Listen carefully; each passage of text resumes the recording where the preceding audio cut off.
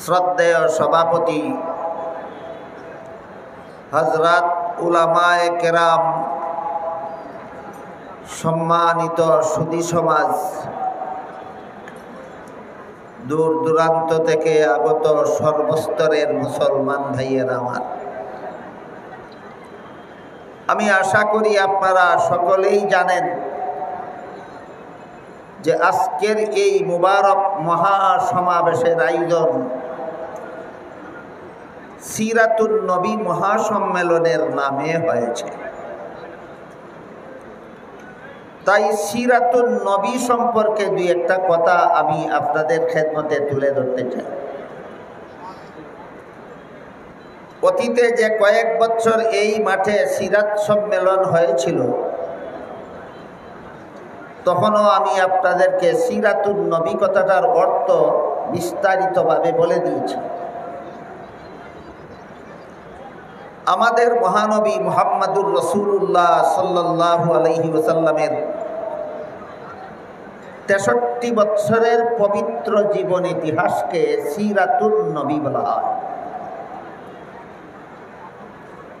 অতীতের সমাবেশগুলিতে এই মাঠে আমি বলেছি সিরাত শব্দের আবিধানিক অর্থ হলো অবস্থা, আর পরিভাষাগতভাবে কারো সিরাত বলতে তার জীবনের যাবতীয় অবস্থা অর্থাৎ জীবন ইতিহাস বোঝানো। আর নবী শব্দটি আরবিতে দুভাবে ব্যবহৃত, একটা হলো নবী আর একটা হলো আন-নবী। সিরাত শব্দের সাথে আন-নবী শব্দের সন্ধি হয়ে সিরাতুন নবী শব্দটি গঠিত। নবী বলতে যে কোনো নবীকে বোঝায়, আর আন-নবী বলতে শুধু আমাদের মহানবীকে বোঝায়। কাজেই সিরাত শব্দের সাথে আন-নবী শব্দের সন্ধি হয়ে যে সিরাতুন নবী শব্দটি গঠিত হয়েছে, এর অর্থ হলো আমাদের মহানবী মুহাম্মদুর রাসূলুল্লাহ সাল্লাল্লাহু আলাইহি ওয়াসাল্লামের ৬৩ বছরের পবিত্র জীবন ইতিহাস। এই পবিত্র ৬৩ বছরের জীবন ইতিহাসের কিছু অংশ আছে যা শুধু আলোচনা করা যায়, আমল করা যায় না, পালন করা যায় না। আর অনেকগুলি অংশ আছে যেগুলি শুধু আলোচনা করলে চলে না, আমল করতে হয়, পালন করতে হয়। তাই আমরা যদি বিস্তারিতভাবে বুঝতে চাই যে সিরাতুন নবীর কোন অংশ শুধু আলোচ্য, পালনীয় নয়, আর কোন অংশ শুধু আলোচ্য নয়, পালনীয়, এ দুটি প্রশ্নের পরিষ্কার জবাব বুঝতে হলে সিরাতুন নবীর প্রথম প্রধান ৩টি অধ্যায় সম্পর্কে পূর্ব অবগতি লাগবে। আগের থেকে আমাদের জানা থাকা দরকার যে এই ৬৩ বছরের পবিত্র জীবন ইতিহাসের ৩টি অধ্যায় রয়েছে। প্রথম অধ্যায়ের সময়কাল ৪০ বছরের। এই অধ্যায়কে কাবলান নবুয়ত বলা হয়। দ্বিতীয় অধ্যায় ১৩ বছরের।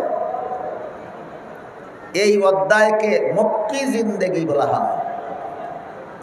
তৃতীয় অধ্যায় ১০ বছরের।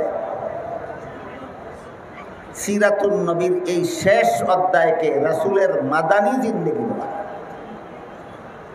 পরবর্তী কথাগুলি পরিষ্কারভাবে বোঝার স্বার্থেই আমরা প্রথমেই মনে রাখি সিরাতুন নবীর প্রধান ৩টি অধ্যায় আছে। প্রথম অধ্যায় ৪০ বছরের, নাম কাবলান নবুয়ত। দ্বিতীয় অধ্যায়ের সময়কাল ১৩ বছরের, নাম মক্কি জিন্দেগি। তৃতীয় অধ্যায়ের সময়কাল ১০ বছরের, নাম মাদানী জিন্দেগি। এই ৩ অধ্যায়ের আবার ৩টি বৈশিষ্ট্য আছে। প্রথম অধ্যায় ৪০ বছরের পবিত্র জিন্দেগির প্রথম অধ্যায়ের বৈশিষ্ট্য হল রাসূলের জিন্দেগির প্রথম ৪০টি বছরের জীবন ইতিহাস। এর বৈশিষ্ট্য এটা উম্মতের জন্য শরীয়তের দলিল নয়, এটা নবীর জন্য নবুয়তের দলিল। যারা জানেন তো জানেনই, কারো জানা না থাকলে আপাতত শব্দ দুটি স্মরণ রাখুন, আমি পরে মর্ম বলে দেব ইনশাআল্লাহ। সিরাতুন নবীর প্রথম অধ্যায় 40 বছরের জিন্দেগি, এটা উম্মতের জন্য শরীয়তের দলিল নয়, এটা নবীর জন্য নবুয়তের দলিল। সিরাতুন নবীর যে অংশ উম্মতের জন্য শরীয়তের দলিল, সেই অংশ উম্মত শুধু আলোচনা করলে চলে না, আমলও করতে হয়, পালনও করতে হয়। আর সিরাতুন নবীর যে অংশ উম্মতের জন্য শরীয়তের দলিল নয়, শুধুমাত্র নবীর জন্য নবুয়তের দলিল, সেটা বিশেষ বিশেষ কতগুলি কারণে এই অধ্যায় শুধু আলোচ্য, পালনীয় নয়। আলোচনা করা যায়, পালন করা যায় না। আলোচনা করলে নফল বন্দেগীর সওয়াব হয়, কিন্তু পালন করার ক্ষমতাই কোনো মানুষ রাখে না। যেমন ধরুন, উদাহরণস্বরূপ বলা যায়, কোন লোকের জীবন ইতিহাস তার জন্ম থেকে শুরু হয়, ঠিক তেমনিভাবে সিরাতুন নবীর 63 বছরের ইতিহাসও আমাদের মহানবীর জন্ম থেকে শুরু হয়েছে। আর যেভাবে 63 বছরের জীবন ইতিহাসকে সিরাতুন নবী বলা হয়, তেমনিভাবে আমাদের মহানবীর জন্মকে মিলাদুন নবী বলা হয়। সিরাতুন নবীকে একটু পরিষ্কারভাবে বোঝার জন্যই পরিভাষাগুলি আমাদের মনে রাখা দরকার, যে 63 বছরের জীবন ইতিহাসের নাম সিরাতুন নবী, আর নবীর জন্মের নাম মিলাদুন নবী। মহানবী মুহাম্মদুর রাসূলুল্লাহ সাল্লাল্লাহু আলাইহি ওয়াসাল্লামের পবিত্র জন্মকে মিলাদুন নবী বলা হয়। রাসূলের জন্মকালীন বেশ কিছু কথাবার্তা, বেশ কিছু অবস্থা, বেশ কিছু ঘটনাবলী এমন আছে যা আলোচনা করলে নফল ইবাদতের সওয়াব হয়, আলোচনা করলে নবুয়তের প্রমাণ পাওয়া যায়, আলোচনা করলে ঈমান তাজা হয়, আলোচনা করলে অমুসলিমদের ইসলাম গ্রহণের প্রেরণা জাগ্রত হয়, কিন্তু পালন করার সাধ্য কোনো মানুষের না। এর একটি উদাহরণ, রাসূল করিম সাল্লাল্লাহু আলাইহি ওয়াসাল্লাম মায়ের গর্ভ থেকে ভূমিষ্ঠ হওয়ার সাথে সাথেই আল্লাহর শুকরিয়া আদায় করে দোয়া করেছেন। রাসূল করিম সাল্লাল্লাহু আলাইহি ওয়াসাল্লাম মায়ের গর্ভ থেকে খতনাকৃত অবস্থায় ভূমিষ্ঠ হয়েছেন। রাসূল করিম সাল্লাল্লাহু আলাইহি ওয়াসাল্লাম মায়ের গর্ভ থেকে নার কাটা অবস্থায় ভূমিষ্ঠ হয়েছেন।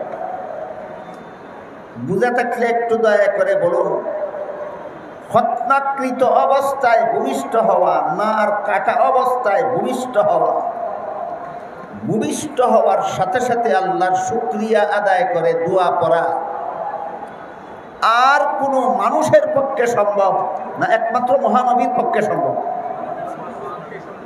তাহলে ঘটনাগুলি কার জন্য, কিসের দলিল?